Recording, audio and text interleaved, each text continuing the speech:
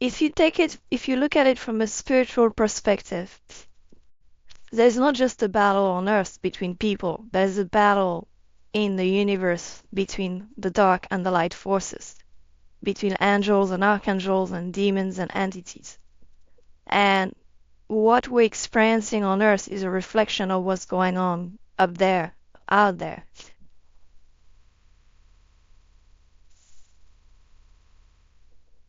So my name is Angell Deer, and I'm a medicine man and shamanic practitioner. I live upstate New York in the United States, and I run a Center for Ancient Wisdom and Shamanic Studies. And we have a large online school where we teach people about ancient wisdom. And I also run retreats all over the world in the US, in Peru, and in Europe.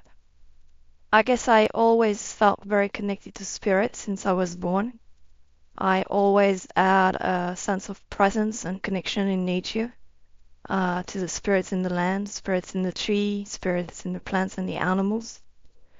But then I took a different direction. I went to work in business. I built the startups and, things like that, and I got a little bit away from it until 15 years ago. One day I was on stage receiving an award for being an entrepreneur, a big award in New York, and as the best startup in the United States. And as I was going to give my speech on stage, I had this powerful energy come over me, telling me that my life was a lie. This was not my life. I was not supposed to do that in my life. And I left the stage and collapsed behind the stage, and from that point on completely changed my life.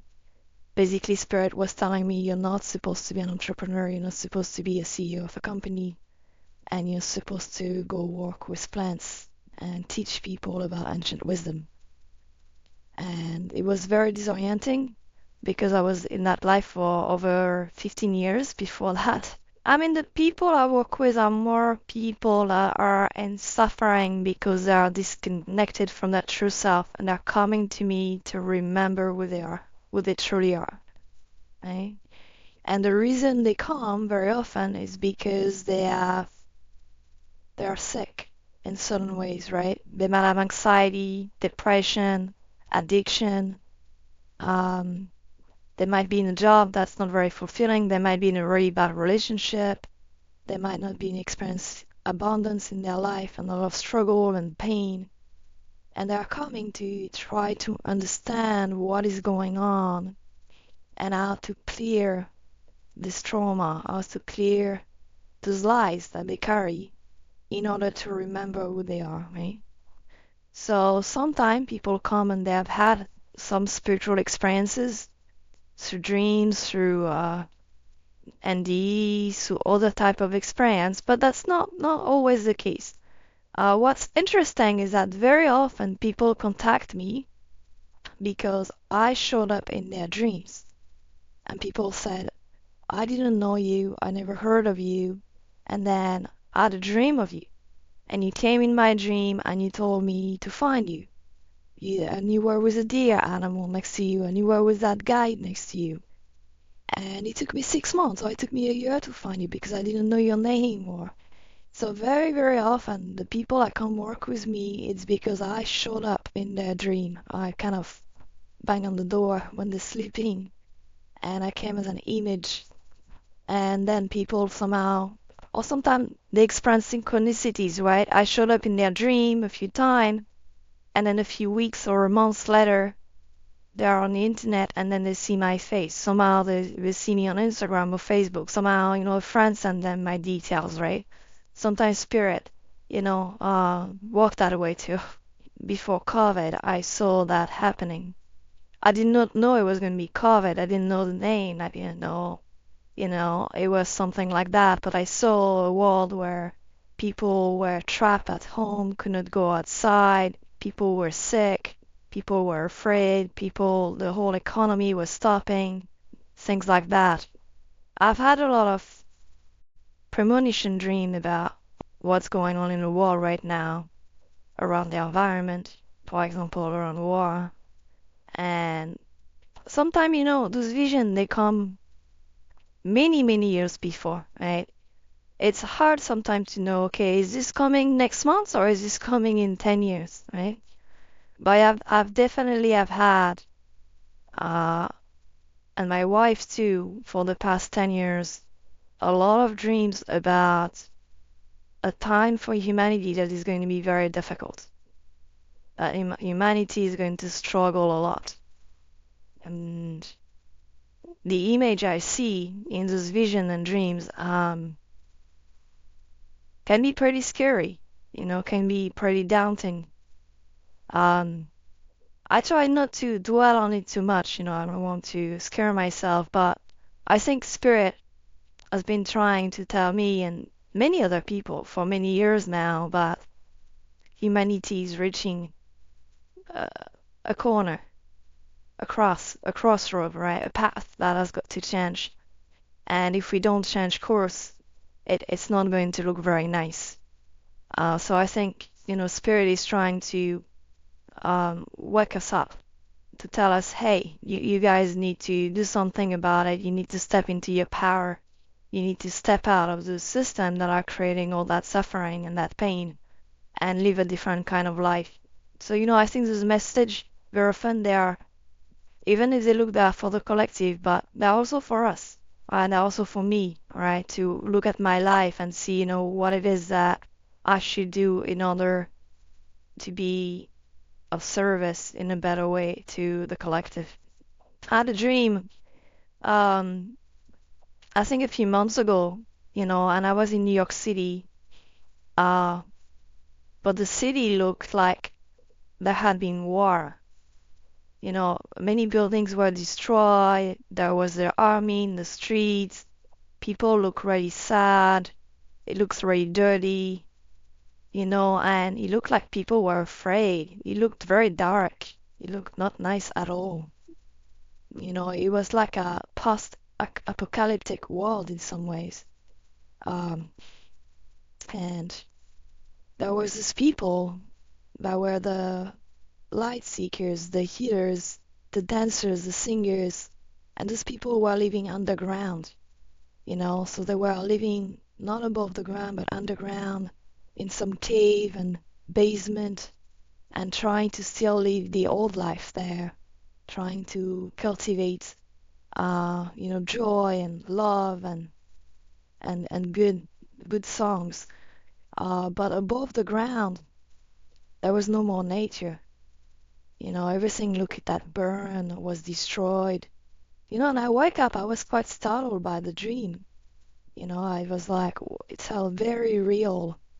And yeah, sometimes I've dreamed like that, and it's hard to know exactly what it is. It could be an image of the future. It doesn't mean it's going to happen that way, right? It might just tell us, the future might be difficult. People might be afraid in the future. People might, nature might be not as it is today. And it's hard to know also, is this going to happen in a year or in 20 years from now? You don't always know the timeline of those events or even if they are going to happen exactly that way. But I think, especially when my dreams feel like real, sometimes your dream, they just feel very different. I think those you need to pay attention because I think Spirit is trying to communicate something to us in that moment. I think what I'm seeing more is as I think what, when COVID happened, I got sick. I got COVID, I think a year in. And I was very sick for I was not worried or afraid, I was like, okay, I'm going to go through that. But, I had fever and for 5 days I was in bed. And my job, I was like, you know what? Let me talk to the virus. Let me talk to that spirit. And that spirit wanted to talk. And what the virus was telling me, he said, you see humans, you think you are very powerful, but I'm so small. I'm the smallest thing on earth, and I can take you down. And he was telling me that it was to humble us, to make us remember that we're not that powerful. We think we are that powerful as humans, but we're also, not that powerful. But another message that the virus was telling me, this is to prepare humanity. To prepare humanity for difficult time. Because you need to know how to grow your food. What are you going to do if everything is closed, there is no store and you can buy your food? What are you going to do if, things don't function as usual? Are you ready? Are you ready to live with your community? Do you have what you need to survive with your family? And you say it's not to make you afraid, it's just to make you prepare for a future that might be very different than what it looks like now.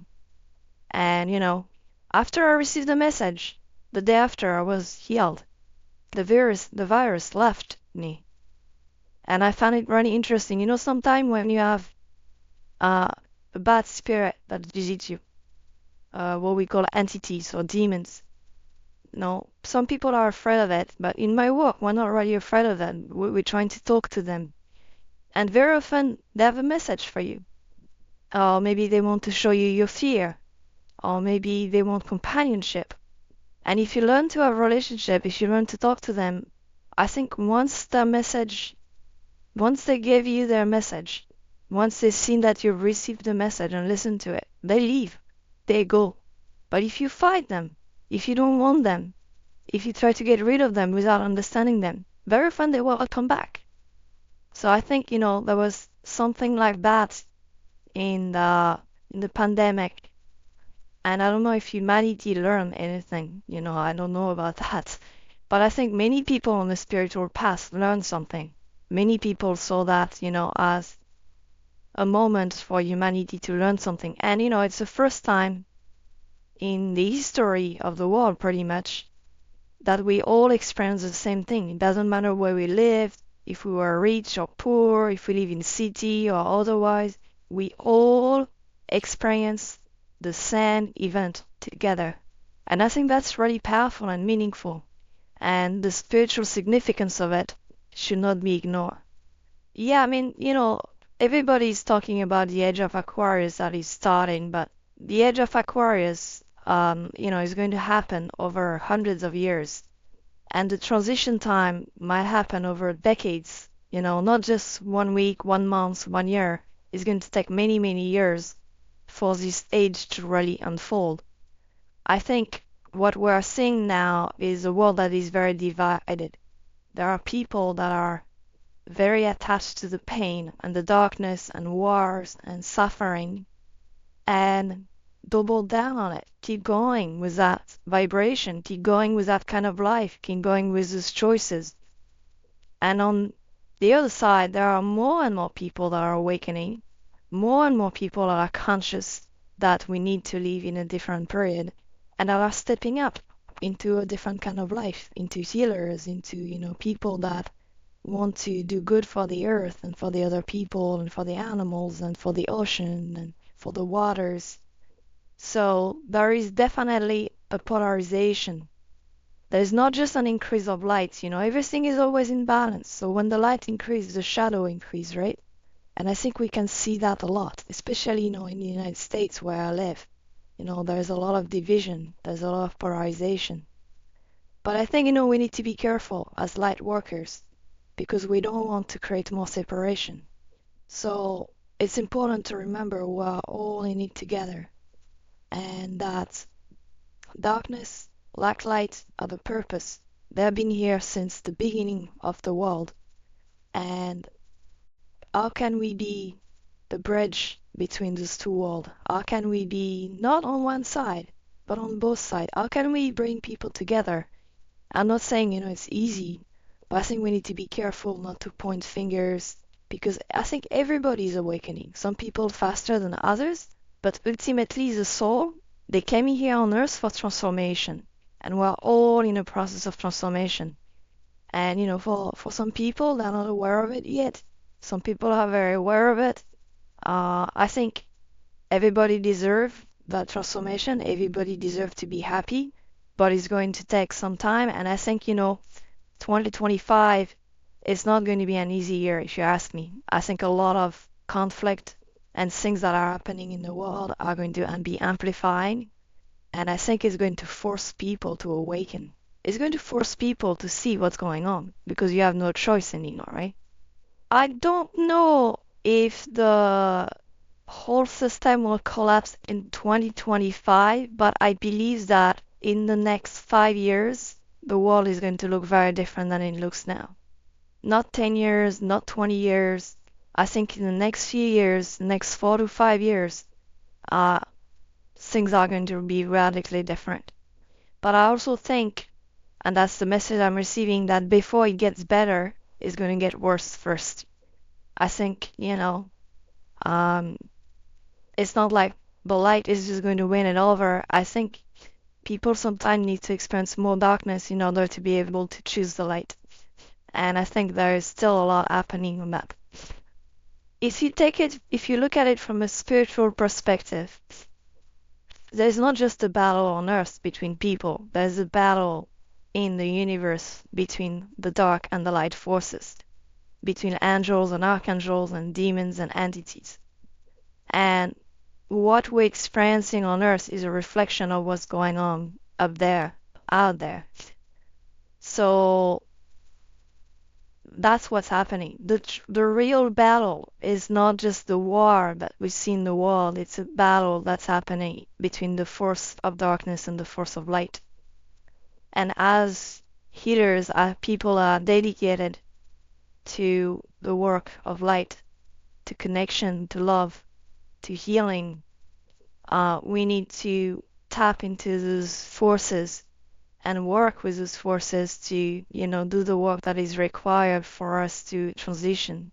Well, I think that we have two very big challenges. The first one is the one I just mentioned, which is this duality, increase of polarity between light and dark, between the old system that is based on colonialism, capitalism, extraction, wars, separation of people, and the people that are seeing the world in a very different way, that wants communion, connection, that don't see the world that way.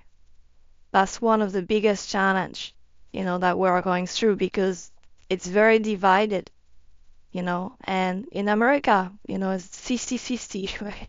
There's these two forces, right? And both needs to learn how to come together. So that's difficult. That's a big challenge for human beings because we love to be right.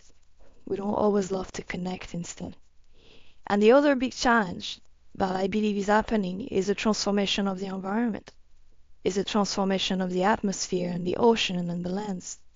The earth is going through a very rapid shift of transformation.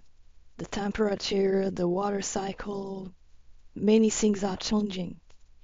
And, humanity, there are a lot of stories about big civilizations, some of them that completely disappeared because a big environmental event happened and they were not able to survive despite they were very advanced and there was science and things like that. And I think this is going to challenge humans even more because if the environment is difficult, if you live in an environment, it's more difficult for us. And, we're already seeing it in many places in the world where it's impacting people's lives. And I think that this problem also cannot be solved if we don't come together. It cannot be solved if countries fight with each other or people fight within their countries. It's not about America or France or China or the Philippines or Africa. We're all sharing this same planet. And we're not going to solve our problem if we keep fighting with each other, so that's for sure. Well, I think, the US definitely has had a lot of dramatic tornado, flooding, storm, much more than usual. There's always a lot, but I think this year has been increasing a lot. And I think it's going to be even more next year. We're going to see more and more, and year after year is going to increase until we listen, until we do some drastic change. But I don't see change happening right now in the US. I don't see the future as being either positive or negative. I see the future as going to be very different than the world we know today. And if we fight and don't want to transform and change, that's going to be a very difficult future. If we embrace the change and are open to live differently with each other, with the earth, with the environment, with the spiritual world, yes, it might be much easier. I would not say easy, probably easier. But it's not like don't want to be hopeful because if we're hopeful, we don't do anything. We're like, okay, it's going to be great. We don't take responsibility. We don't want to be hopeless because then it's just fear and we're paralyzed and we're afraid and we're paralyzed to do anything. I think what's important is say, okay, the future is going to be very different. And soon, it's going to be very different than what the world looks like today. And what can I do? Each person needs to ask themselves the question, what can I do in order to prepare, in order to learn, in order to grow, in order to prepare for the next generation to come so the world is a better place than it is today. And that's difficult because we don't know the future entirely. Many people have had predictions, but it's not always good. It's not always true. So what we know is that it's not going to be like today. And if we get very attached to how it is today and don't want it to change, we're going to suffer a lot. That's for sure. Well, I think it's really important to ground ourselves. Because when the world is a tornado, if you don't have ground, if you don't have roots, if you're not anchored, you're going to fly with a tornado. That's the first thing. The second thing is that we need to reconnect to our higher self, to our soul, to our spirits, because we're not just human beings, we're also spiritual beings in a skin. And without that spiritual perspective, we can't see clearly. We can't understand the world clearly because it's not just a world of matter and physics, it's also a world of spirits and energy. And we need to learn and train how to work with those energies. And that's important.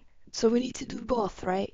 We need to do the work here, anchor and ground, take care of the land, be connected with ourselves, be strong, and at the same time open ourselves to spirit, open ourselves to guidance. And so we can navigate that change in a much better way. I guess, we are all, to a certain degree, living a life that is not always ours. The life that we were told to live through our parents, our education, maybe the country we're living in, our culture, religion. So many programs, right, we learn since we're born because of the school system or what we heard, what we see on TV. And all of that, I would say, is not the higher self. All of that is coming from things we heard, things we've seen, things we're told, right? And the process of reconnecting to the higher self is first to be able to identify and shed, let go, unlearn all the fake things that we've learned, right? All the things that are not us. It's also a process where you need to become very quiet. I spent a lot of time in silence. I spent a lot of time alone. I spent a lot of time in nature in order to become very silent inside of me. And if you want to reconnect to your higher self, to your soul, you need to get very silent because that voice is there all the time. It's often covered by the noise, right? By the noise of the world, by the noise of the phone and the system we're living in. I mean, when you practice meditation, which is a form of prayer for me, when you meditate, you're in prayer, you're in a certain vibration. You basically, and there are many types of meditation, right? But you can connect to your breath. You can meditate on an object or on the flame of a candle. You can meditate on your body sensation. You can meditate on the space between the exhale and the inhale. This little pause between two breaths, that's a very big portal into higher consciousness. And when you get into that state, by doing that often, your mind is going to quiet. your mind is going to slow down. And at some point, something happened. It could be the experience of the universe. It could be the experience of what we call the void, a complete empty space, but that feels very present. It could be an experience of love. It could be an experience of light where you see a lot of bright colors. It could be a humming sound, like the Om sound. Many things are possible in that space. And that's usually when the meditation just opened that portal into higher consciousness.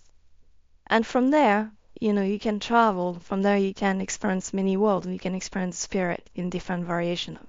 I left my job, I left my company, and I went to travel around the world to spend time with teachers and masters of all faiths, spiritual masters, spiritual teachers, in order to understand what was my life about, what was I supposed to do next. And that was the beginning of this new life, I guess, in many ways. Yeah, I mean, not like a conversation like we're having now. It's a different kind of conversation, I guess, because it's an internal hearing. It's not like through sound. But it's definitely, channeling and receiving message from ancestors, from the land, and from my guides. It's very hard to describe how I'm hearing. I guess it's almost like I become empty and something speaks through me. Something wish to move through me, when I walk on people or when I even write things. Sometimes it just comes through me and the feeling that I should write about this or I should talk about that. And then I start writing or speaking. And I can sometimes even, when I teach in my school, sometimes I can speak for like 20 minutes. And then when I finished speaking, I don't really remember what I said. And that's when I know it was not really me in some ways, that something was coming through me.